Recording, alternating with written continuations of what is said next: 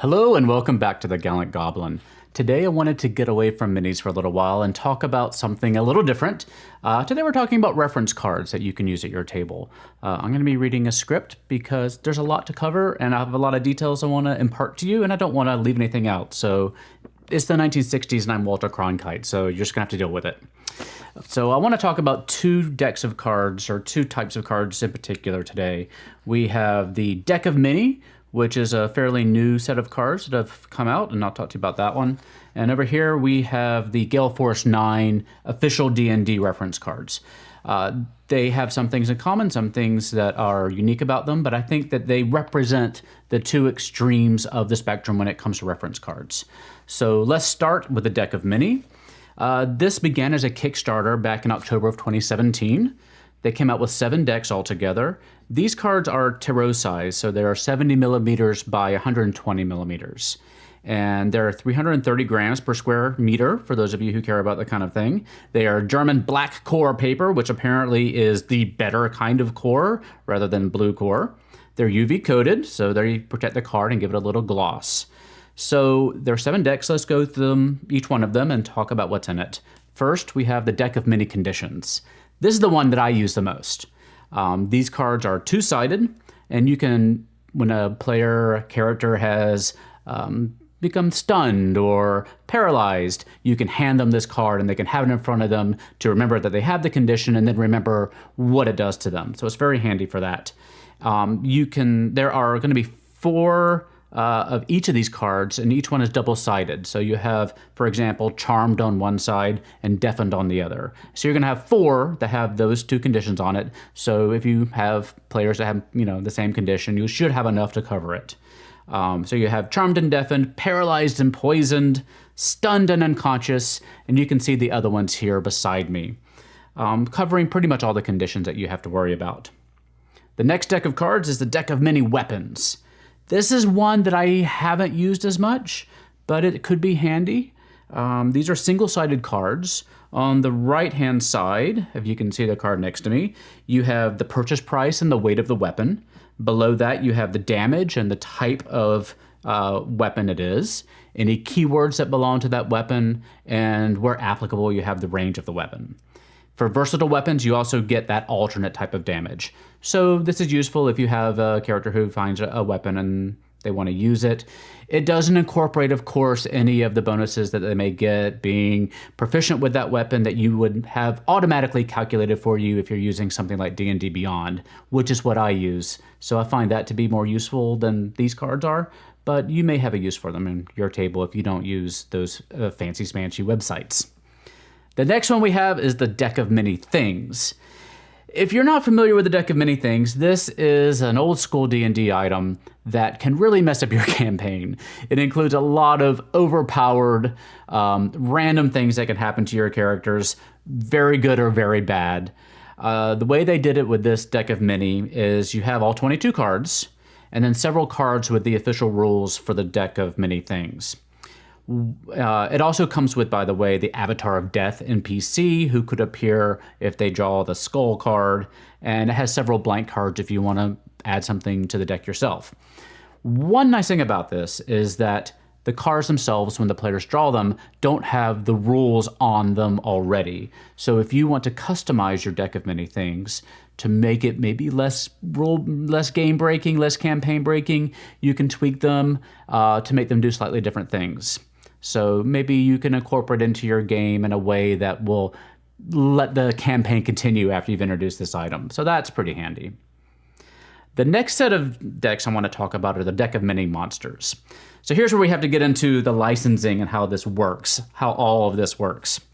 So these decks, the Deck of Many Things, are using what's called the Wizards of the Coast Open Gaming License. So a certain amount of material that Wizards of the Coast is open to the community for projects like this is included in this license.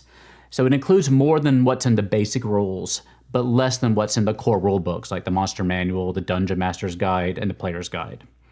Specifically, anything that Wizards of the Coast considers product identity for Dungeons and Dragons is excluded. So certain specific creatures, especially monsters, are not included in this. From what I've been able to gather, here's the current list of monster manual creatures that are not included in the Open Gaming license. Things like the Beholder, the Gauth, the Githyanki, the Mind Flayers. The things that you really associate with D&D are not included. So generic creatures like goblins and skeletons and ghosts are included in the license, but the D&D specific stuff may not be. Now, all those other creatures, while they do have their stat blocks, their abilities, that's all included in the license, but anything that's flavor text describing the history of those monsters, any flavor around them, that stuff is not included in the Open Gaming license. So on these cards, you have all the abilities and everything you need to run the monster, but anything that gives you the history of the creature or the lore about them, that is excluded. So you don't have that, so keep that in mind. Also, anything from the Xanathar's Guide to Everything, Mordenkainen's Tome of Foes, and the various adventures, that's also obviously not included in the Open Gaming license. So there's currently, as of the taping of this, 3 decks of monster cards in the deck of many, representing a subset of all the monsters available in the Open Gaming license. And these can be used as a reference for you, the GM, as you're running the monsters in a game. So for instance, usually I just have various tabs open on my computer when I'm GMing to tell me what all the monsters do, so I have to fiddle and go back between the tabs to each time that monster comes up in the initiative order to keep track of what they can do. When I happen to have a monster that is included in these cards that I'm running, it's really nice to have it in front of me so I don't have to fiddle about with my computer to know what they can do. You can also, if you want to, pin them or like clip them to the top of your GM screen so that the players can see the art of the card, but you can see the abilities and the stats and run it that way. And if you do some sort of initiative thing on the top of your screen, you can include it in that as well. So let's take a look at a sample card and see what they're like. And then we'll cover what's included in the 3 decks. So on the front of the card, you have the challenge rating of the creature and obviously the art. And you have the type of creature it is and the creature's alignment. On the back, you have the stat block, which includes the XP that's awarded for the creature, any languages it speaks, the traits and the actions of that character. And sometimes you also have a little quote that they came up with themselves to give you a little flavor of their own.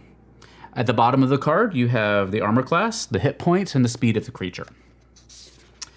So some of the more complex cards that have quite a lot of abilities are split over multiple cards. The front of the cards are going to be the same with the same artwork, although the artwork is zoomed in a little bit on the secondary and tertiary cards if they are there. So Deck of Many Monsters 1 includes 33 cards, 4 of which are blank if you want to make your own monsters, and these include, as you can see, common monsters like goblins and hobgoblins and bugbears and ghosts and owlbears and zombies and skeletons and more. Deck of Many Monsters 2 includes 33 cards, 4 of which are blank, and these include elementals and various kinds of mephits, many of the undead type creatures such as ghasts and ghouls and mummies, vampires, and other types of zombies and skeletons. The Deck of Many Monsters 3 also has 33 cards, 7 of which are blank, and these have giants of various kinds and familiars such as cats and owls and hawks and weasels, and the homunculus. So this might be a good set actually for players to have if they have pets of their own or familiars and they can have these cards for themselves. And you know, if you have, I had a warlock at my table who can summon an undead creature, and so he can keep that card with him as well. So that's handy for him. So some of these are handy for the players as well. So that's the Deck of Many Monsters. The next we have the Deck of Many NPCs, which is very similar. Same arrangement on the card as the monsters. This deck includes things like the Acolyte, the Assassin, the Bandit, and Berserker and Druid and Guard, so NPCs that you might come across that you want to have handy for you as you run the game. They also include a couple of NPCs that they've customized themselves. There's a lot of humor in these decks, so they have their own Bard and a Master Rogue and a Necromancer that have some funny abilities that they've come up with. They also, some of the decks have parody cards, And I'm just going to show you this one and present it without comment. They also have a few guest artists. So here's another one. This is a piece of art by Peter Moorbacher of a Lich. They have guest artists including Aaron Miller, Tom Babby, Jason Engel, and a few more. So some really nice art that's included in some of these cards. And like I said, there are some blank cards included in a lot of the decks. If you want to write your own monsters or NPCs, you can also put these in sleeves and write on them with a dry erase marker, wet erase marker, whatever works for you, so you can reuse them over time if you want to. So that is the deck of many things from the Kickstarter. After the Kickstarter was over, they made their own Patreon. So the Patreon, and they also have an online store. So if you want to go get the PDFs of these cards or these decks here, you can go to their online store and get them there. On the Patreon, they're releasing monthly sets of cards. And you can vote weekly if you're a backer on what cards you're interested in seeing, and then you can get the cards monthly. So they have a couple of different tiers of backing if you want. The bronze tier is like $2 a month, and you can get the PDFs and you can vote for what you want. Silver is, I think, $10 a month, and you get the actual physical cards. They're trying to do, last I checked, 8 or more cards a month, so you get some cards every month. And the gold tier is $59 a month, and that lets you create your own card with them. So if you do that one, you can design a card, you get 2 each of the physical cards that they come up with, and 5 copies of your own card, plus the print and play PDFs and whatnot. So just as an example of some of the cards they've come up with, back in February, they did a lot of were creatures, so things that I would like. They had the were rat and the were tiger, the werewolf, were boar, were bear, and then they had things like the swarm of rats, a skilled transmuter, merfolk, and clay golem. Oh, my cat's crying. You can hear that in the background. The March rewards included the healing potions, all 4 varieties. You had the doppelganger, the dire hair, dark mantle, you had the bag of holding, and then they also had recipes based on some monsters in D&D, so recipes. So that's what's available on their Patreon if you are very interested in these cards and you want to follow along with that. Also, right now, as of this taping, they're doing a new Kickstarter for their animated spell cards. So I'm going to go ahead and show you. They included one of these in their last Kickstarter, the Dancing Light spell. So you can kind of see it over here to the side. On the front, you have a little hologram, so you can see the spell in motion with some nice art. And it includes the spell name on the front, the level of the spell, the type of spell, the time to cast it, the range, the spell requirements, whether it's material, verbal, or somatic, and you have the duration of the spell. That same information is included on the back of the card, plus you have the actual spell text, the ingredients, and which classes can cast that spell.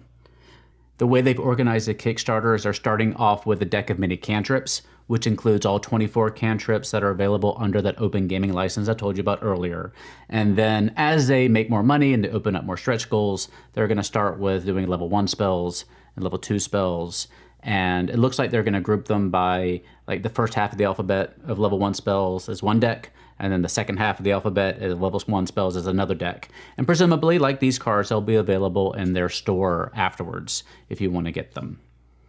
The pricing for it is $30 for one deck, $50 for 2, and $100 for 5 decks as of the Kickstarter. Afterwards, who knows what the price is going to be.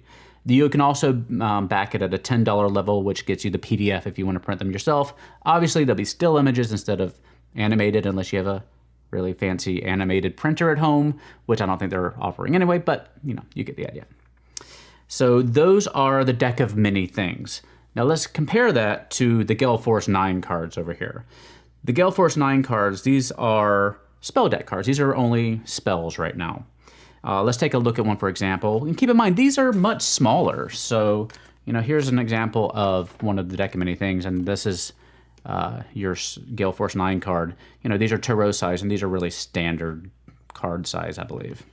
And there's a different feel to them, too. I mean, this one is much more glossy, and this one has more of a texture on it. So that's the cards themselves. As the sample one I was talking about, on the back of the card, you have the spell level, and on the front, you have the name of the spell and the type of spell. You have the casting time and the range and components necessary to cast the spell. You have the duration, and if it's a concentration spell or not. You have the text of the spell and icons denoting which classes can cast that spell. So they have various kinds of decks, as you can see, and these are nicely designed to for each kind of class. And this is not under the Open Gaming license. They have a deal with Wizards of the Coast to include all of the spells. So this includes everything from the core rules and the player's guide, and Mordenkainen's Tome of Foes has their own deck for those extra spells. So every spell that is available to the class in the official rules is available for purchase as of now, I think. So these are much more complete. So you have the Ranger deck, which includes 46 cards. You have a Bard deck, which is 128 cards. Paladin, 69 cards. Cleric, 153 cards. Druid is 131 cards. And you have the Arcane deck for your Wizards and Warlocks and Sorcerers, and that's 257 cards. They also have a deck of martial powers and races abilities, and there's 61 cards here, and that includes the abilities for the Battle Master, the Totem Barbarian, the Monk, Aasimar race abilities, the Drow, the Furbolg, Forest Gnome, Genasi, High Elf Tiefling, and the Triton. So all of that is available in that one deck.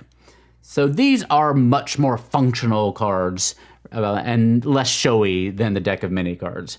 So if you just want a complete set that's functional, nothing flashy, no art, here's where you're gonna go. If you want something that's pretty and a showpiece that you can have and show off to your players, you might wanna go on this side.